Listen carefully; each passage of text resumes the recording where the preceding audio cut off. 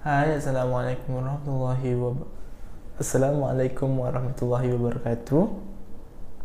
So hari ini kita sambung dengan vektor, basic vektor, topik 1 untuk semester 1 fizik. Tajuknya ialah vektor. So hari tu kita nak buat soalan nombor 2 dan 3. Soalan nombor 2, 3 dan video semalam sebelum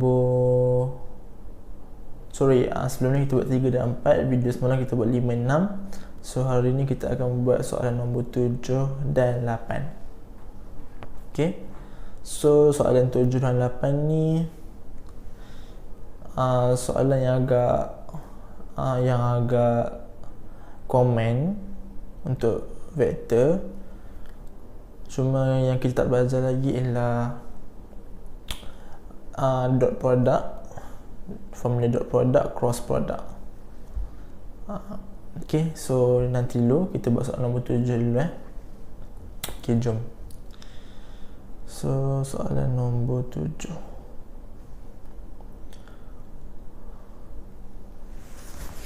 Okay, kita start.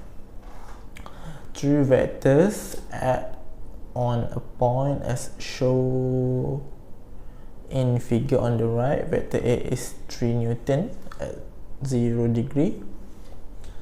So sini adalah 3 Newton. Disebabkan dia ke kanan, dia adalah positif lah. B ialah 4 Newton at 90 degree. So B ialah positif 4 Newton. And vector C is 5 Newton at 271 from X axis, positif.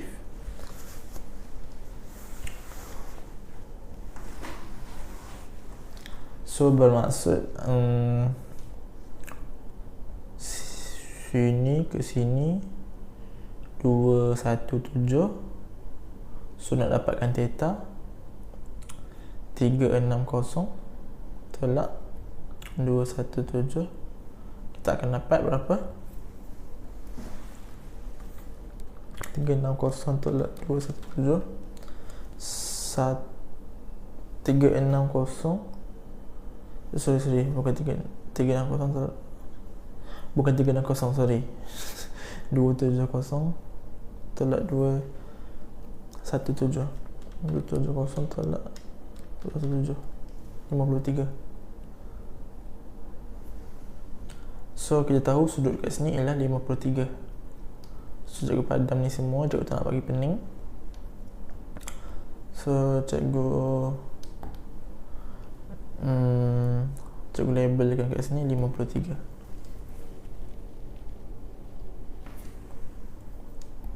Okay. So soalan minta magnitude and direction for the resultant vector. Bila soalan tanya resultant vector, bermaksud dia nak tahu di manakah objek tu akan bergerak bila ada daya yang bertindak dekat B, A, C. So kat manakah objek tu akan bergerak, sama ada dia gerak ke sini ke, sini ke, sini ke. Dan kita nak tahu berapa magnitude dia, dan kita nak tahu sudut dekat sini berapa degree, dan kita nak tahu dia dekat kuadran berapa. Boleh? Okay, so bila soalan tanya resultant vector, ada 4 step yang kamu kena ingat. So step yang pertama ialah kamu kena lukis table.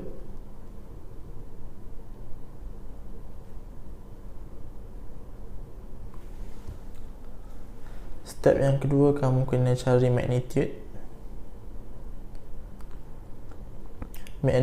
untuk resultant vector. Okay. 3, kamu akan cari di theta.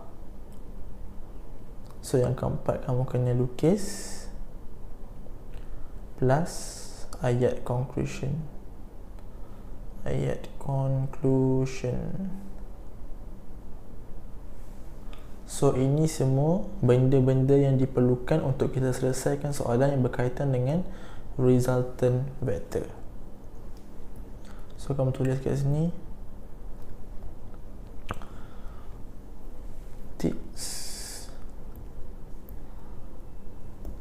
tips cari resultant vector. 4 step ni kamu kena ingat.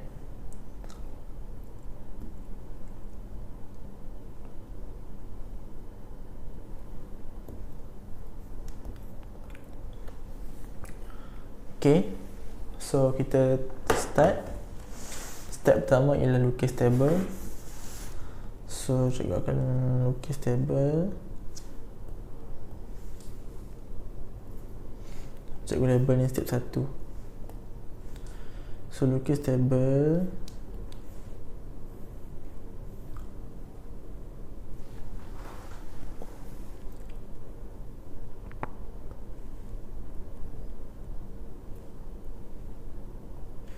So dekat sini kamu letak vektor.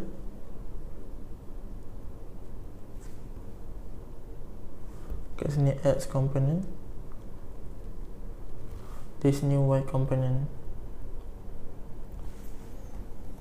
Okay, so dekat sini kalau kamu tengok antara A, B dan C ada yang sengit, betul tak? Kamu perhatikan vektor A dia straight, vektor B dia straight, cuma vektor C ni dia menyengit. Maksud cikgu menyengit ialah dia sama ada pergi ke sini ataupun pergi ke sana. Dia duduk kat tengah-tengah ni. Itu maksud cikgu menyengit. So tips cikgu ialah yang sengit buat last sekali. Sebab apa? Yang sengit ni lah yang paling complicated nak kira dia. So kamu tulis kat sini sengit buat last. Kamu kena ingat sebab kamu tak nak bazir masa untuk cari C ni. Sebab C ni complicated nak cari. Okay, sini berapa tadi? 53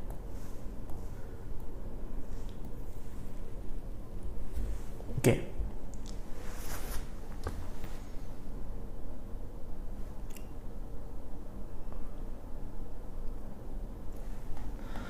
So kita cari vektor A. So kamu tulis kat sini A. So vektor A ialah positif 3 dipaksi X. So X komponen dia kita tulis positif 3 Newton. Y dia kosong Newton. Sebab apa? Sebab dia tidak bergerak pada paksi Y, dia hanya bergerak pada paksi X saja. Seterusnya vektor B. So vektor B tadi ialah 4 Newton. Disebabkan dia ke atas, so kita letak 4 Newton. So 4 Newton pada paksi Y. So X komponen dia kosong Newton. Ini adalah vektor B. So cari vektor C pula. So vektor C ni kamu kena fokus. Kamu kena fokus sebab benda ni agak complicated. Okay, so cikgu akan lukis C dekat tempat asing supaya kamu tak confuse. So cikgu akan lukis kat sini paksi yang baru. Sini Y dan sini X. Sini adalah vektor C. Cikgu hanya keluarkan C ni je, kamu letak kat sini. Itu saja. So sudut dekat sini adalah 53.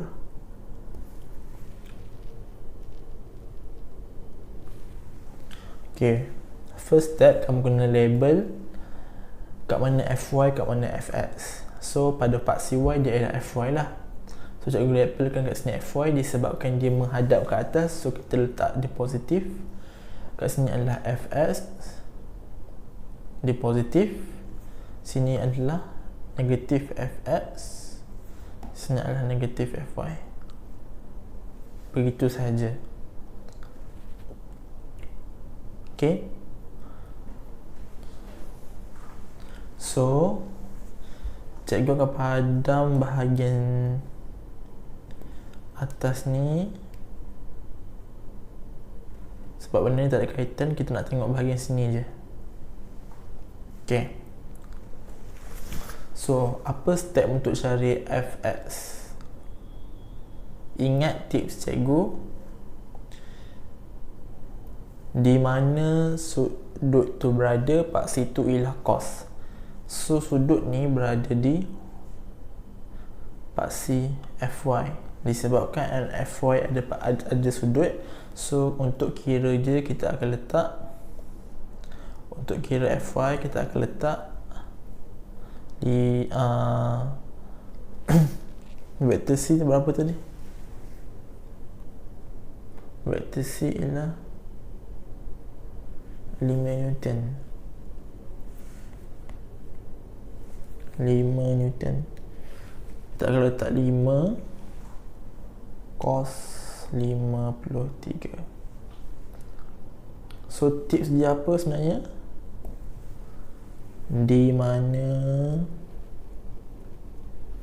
sudut berada, paksi itu ialah cos.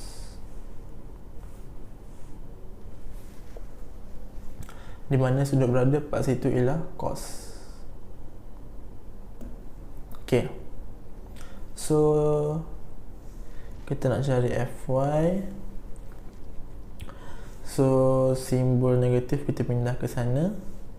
So kita akan dapat fy sama dengan 5 cos 53. So kira terus kita akan dapat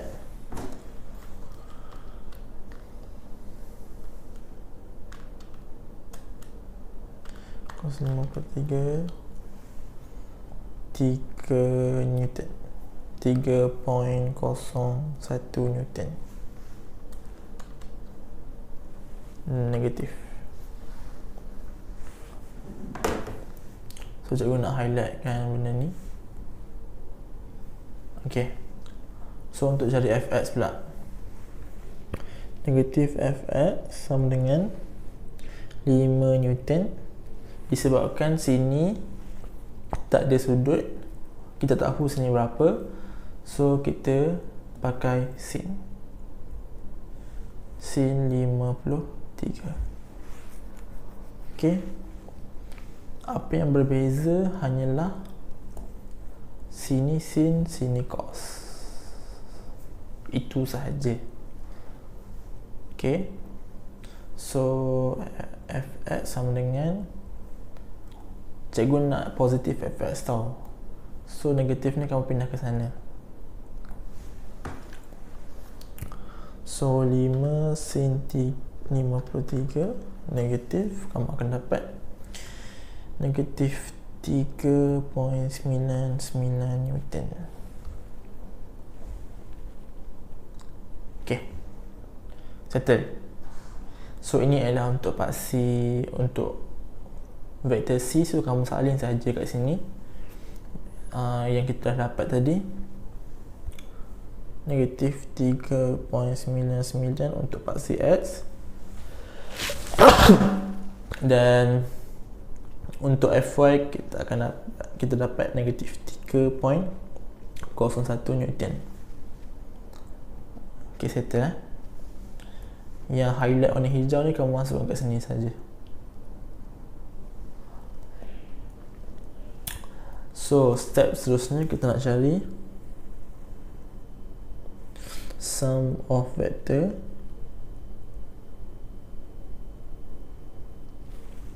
so kamu tambah saja sum of x tambah 3 tambah 0 tambah negatif 3.99.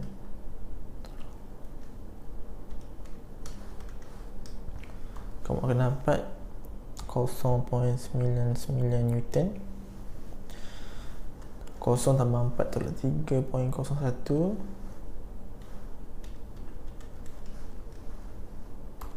Kamu akan dapat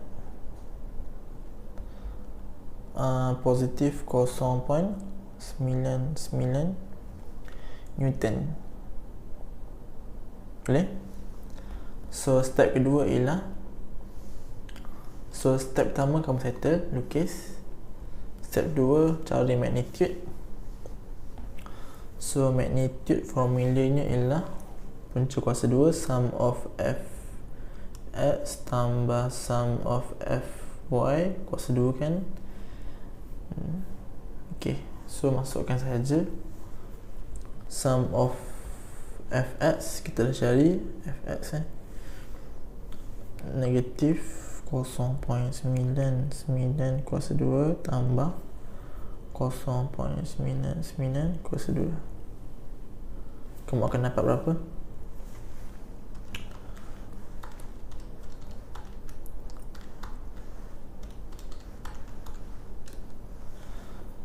Positif 1.4 Newton.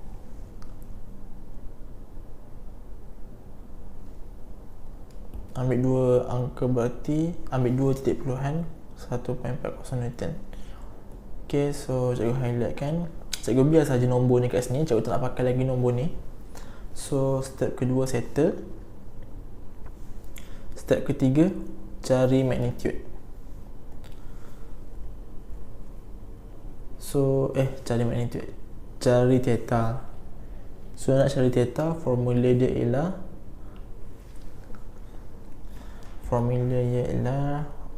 theta sama dengan tan shift tan A dot B over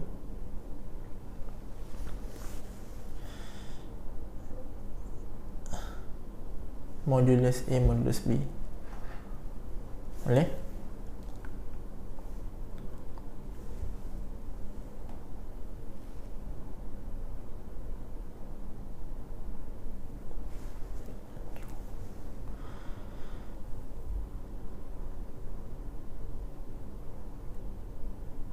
Okay, so masukkan saja tan shift tan A dot B. A dot B. Sekejap.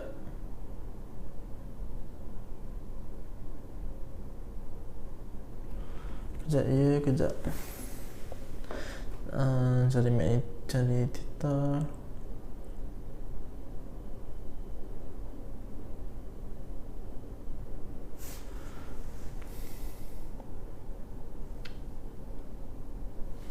Cikgu pun dah confuse ni.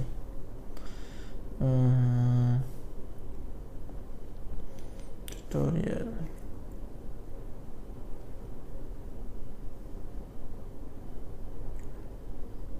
Okay. Oh sorry, salah formula.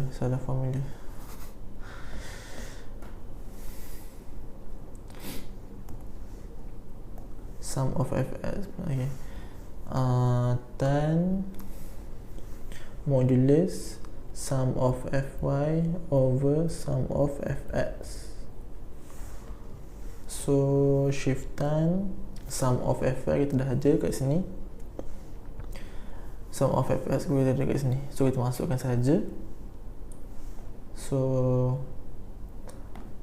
positif 0.99 Newton per negatif 0.99 Newton. So theta kamu akan dapat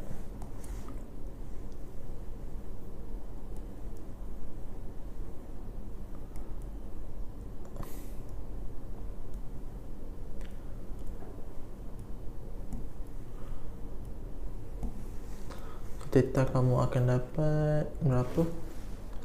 Shift tan modulus 0.99 per negatif 0.99 45 darjah. So step step ketiga dan step keempat lukis. Okay, so macam nak lukis? Disebabkan sini, kamu perhatikan kat sini, kedua sum of fx, paksi x kita negatif, paksi y kita positif. Okay, bayangkan paksi y, paksi x negatif, paksi y positif. Okay, sini positif y, sini negatif y, sini positif x, sini negatif x. So x kita negatif, y kita positif. So kita punya kuadran kat sini, kuadran number 2, kuadran number 2. Okay,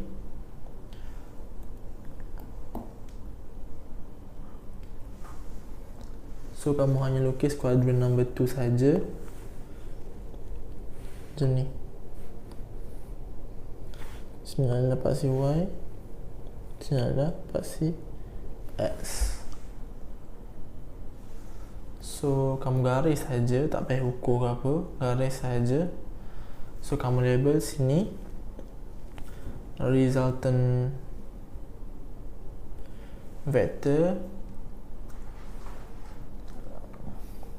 resultant force, label dia Fr sama dengan, kita dah dapat dekat sini ni 1.4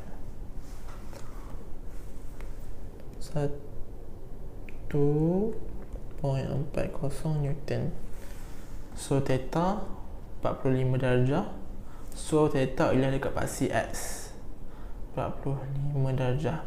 Theta always dekat paksi x, dia tak boleh dekat paksi y. So get conclusion, kamu kena tulis the resultant force is 1.40 Newton at 45 degree quadrant 2 settle. Okay, soalan nombor 7 settle. Okay, so ingat, nak cari resultant vector ada 4 step. Step yang pertama, lukis table. So lukis table, kamu akan dapat sum of fs dan sum of fy. Seterusnya kamu kena cari magnitude. Step kedua, cari magnitude. Jangan lupa ada kuasa 2 kat sini. So kamu akan dapat magnitude, biarkan sahaja nombor yang dekat sini. So step ketiga ialah cari theta. Theta ni bermaksud jika ada vektor A dan vektor B, kat mana dia punya sudut dia.